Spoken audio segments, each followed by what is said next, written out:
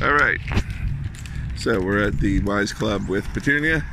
Hello. Hey. What can you tell me about the origins of the Musicianer? The origins of the Musicianer? Yeah, and your involvement with the project. They originate in Beth Harrington's head. Okay. All right. She's the director. She directed The Winding String, which is the best film I've ever seen on the Carter family. Right. It's called The Winding String from the Carters of the Cashes. So she interviews Johnny Cash and a bunch of other Carter family, and then old-time country people that some of whom aren't around anymore. All right. But also weaves an excellent documentary that you can see on Netflix in the United States, I think. Oh, okay. All right. I have not been able to see it in Canada yet, but all right. So she called you up, or? Oh, the origins, right. Yeah. Well, I was at my friend Emily's place in Portland, and she's an editor. She was editing something, and it was this Carter family thing, which I love the Carter family, and so I was like, well, she told me, and said, I should be in this thing.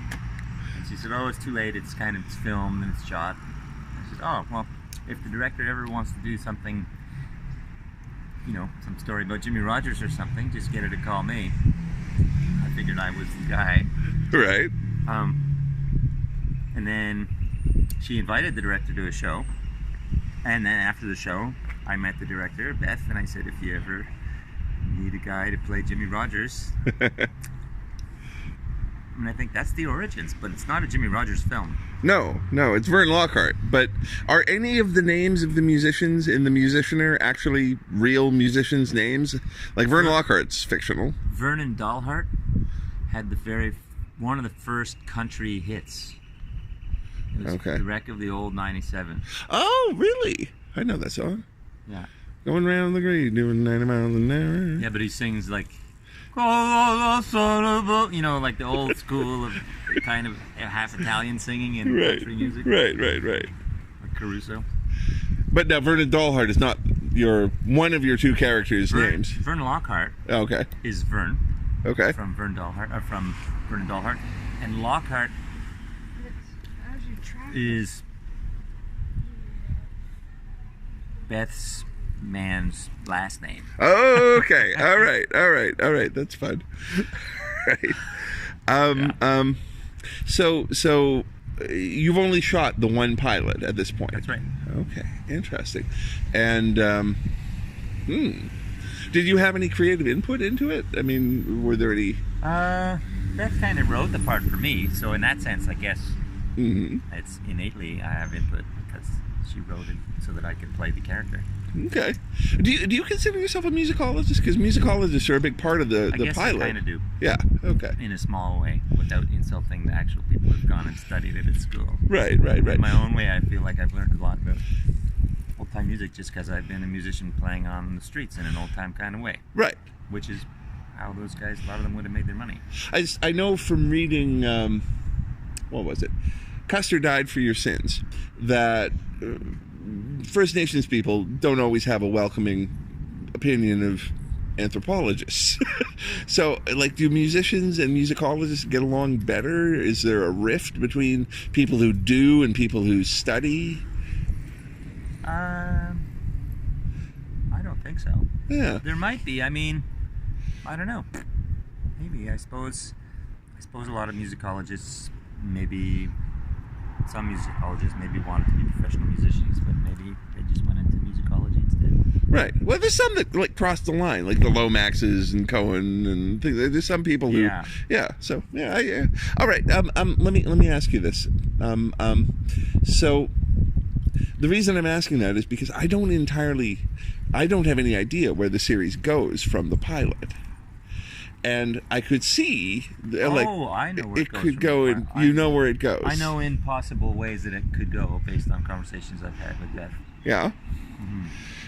It seemed to be working a little bit of the Robert Johnson mythos into it, the selling your soul for fame, right? Seems to be a little bit of that in there. It seems to be a bit of that. But that could be a red herring. Like, everyone knows that story. There's a lot of possibilities. It's like, it's really I think it was well put together. Okay. Yeah, there's no mistrust of the musicologists. They don't have dark plans. The protagonist is Joe is the character's name. She's on the level. There's no mind fuck going on. We could say mind fuck. Yeah, it's YouTube. Well, it's fine. I can't give any of that away. You can't give any of that away. Based on conversations I've had, I have a bias. Okay. I kind of know something. All right. So how much of the arc of the story do you know? Do you know like how it ends? Do you know? Oh, no. I mean, what I mean by I kind of know what I mean. I understand which possibilities she's talking about and what might happen in different directions it could go. I don't think we've gotten anywhere in the conversation near the end. Okay. All right. Yeah. Interesting. I bet you she has plans. I mean, I think she's written a whole series, like a whole season. That is. Oh wow. Okay, but you haven't seen the later episodes. No, she hasn't filmed them. The written scripts for. She explained to me that I guess what you do, modern selling of series, is you make a Bible. Right.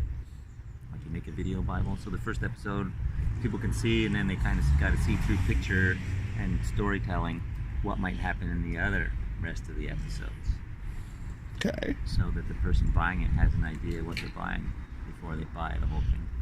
Wow. What was working with her like? Have you acted before? She's sending those Bibles out too. Yeah.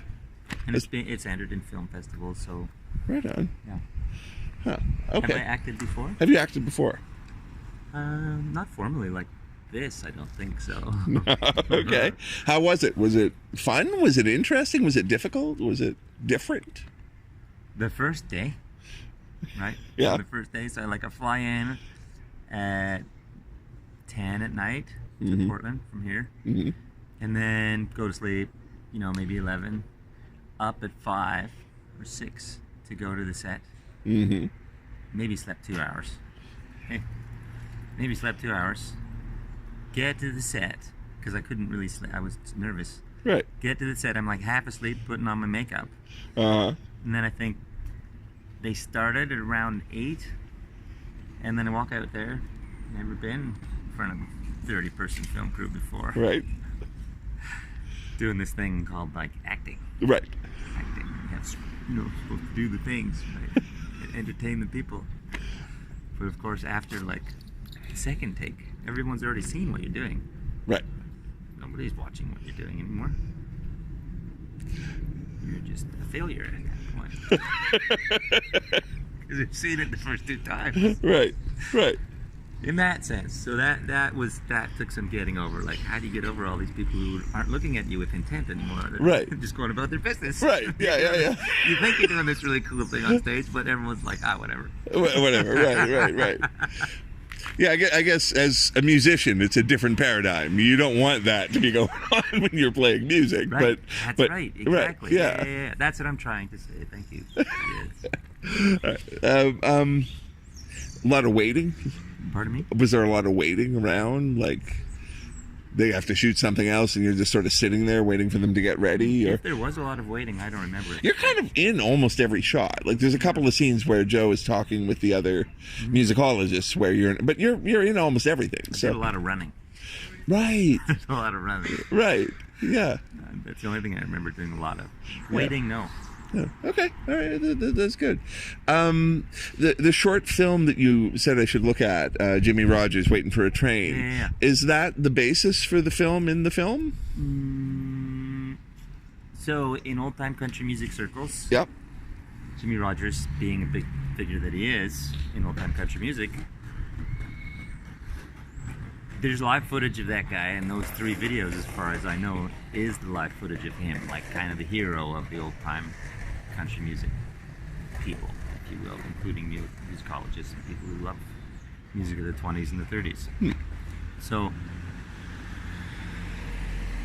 if there's 10 minutes of video of him, the only existing video of him anywhere, this hero, it becomes like this shining golden thing left over from an era. You can see this, but that's all you can see of this guy. Right. It's like one photo of Charlie Patton. It's that's not a photo. He's moving. He's moving. Video. Yeah. So you also have a little bit of his personality, and yet you get so little of him because he's just playing music, but you do get him moving. And I guess he is talking a couple times. Anyways, it becomes this iconographic thing. So the film within a film has definitely links to that. It's like, because she's uncovering this thing that's like, oh. Right. Yeah.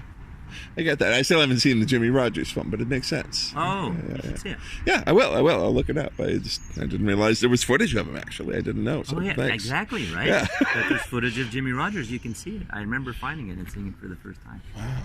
It's pretty awesome. I went to his museum.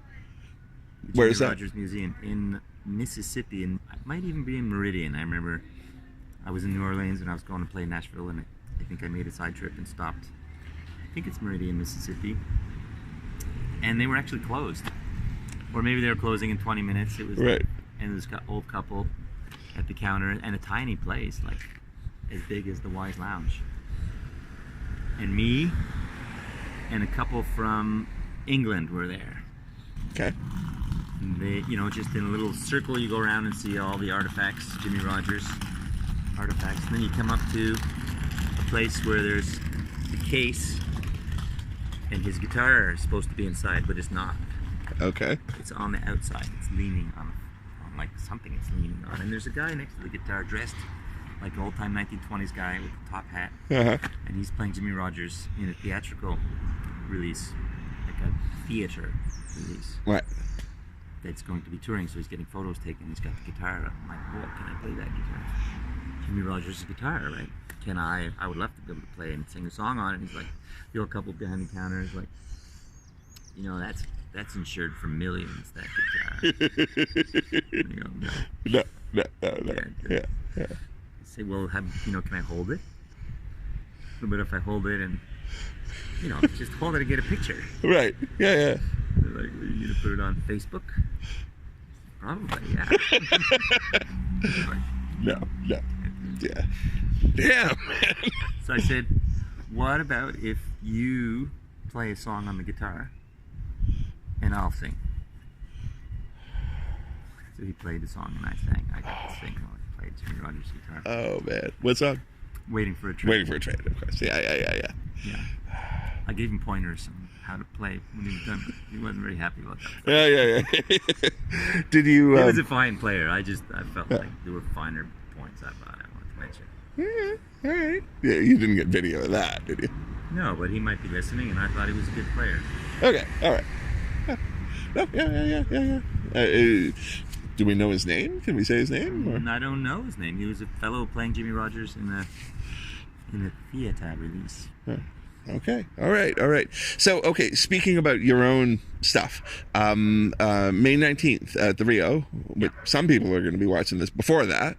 What's going on? So there's going to be a screening of the film, a Q&A. It's a long video. Well, we can get 15, 20 minutes. It's fine. Fine. Okay. We're nearing the end. End. Oh, not for being here. I just mean for you people. Oh, it's okay. So what's planned for the 19th? You're going to there's going to be a full performance, or it's just the screening, or Q&A, or what's going on? I don't actually know. Oh, I'm not sure. It might start at 8:30 or 9, or maybe that's the doors.